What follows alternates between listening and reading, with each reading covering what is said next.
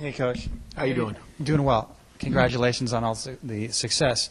I know you kind of touched on it last week, but again, I mean, the success that you've been building here, or the program that you've been building, seems like it's kind of culminated this year, or at least, you know, it's building hopefully more success in years to come. But I mean, what do you attribute all the success this year to?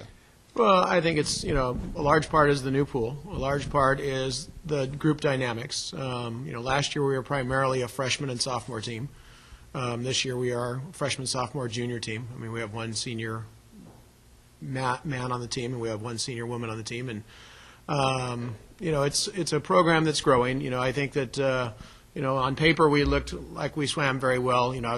We swam exceptionally well with some swimmers. We didn't swim well with others. So, I'm not all that excited with our meet. I think we've got a long way to go. I think we probably could have won. I mean, we won 10 championships. I was expecting to probably win 12 or 13. There are only 26 events contested, and I think that we have that capability. We could have been better in some areas. Hey, Coach. So with a month to go before the championships, I mean, how is it these swimmers who have the B standard? I mean, do you guys just keep going as a team, or I mean, how do you guys prepare for the championships with kind of the unknown right there? Well, I mean, some of them are unknown. I think Peter's pretty well in the meet right now. When he swam his time, it was the third fastest time in the country. But the same weekend, the SEC championships were going on with Georgia, Alabama, Auburn, and they're three of the best teams in the country. In fact, they're three of the top 4 teams in the country.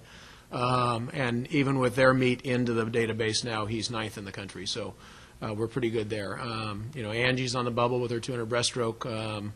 I think she was 2:13 going in, but the SEC championship, put out a lot of great breaststrokers. So I think she's 22 or 23 right now, with the Pac-10 still to come. So, it's kind of a waiting game. It's, like I said, my first year, 3 years ago, we had only one boy make the conference championship final, and one girl.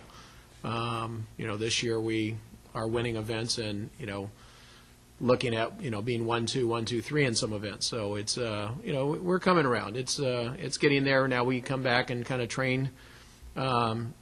Fortunately, all the relays have the cuts or the B cuts, and so I get to keep a lot of bodies in the water to help, Peter or Matthew, Angie or Lacey, that have the individual cuts, train as a group.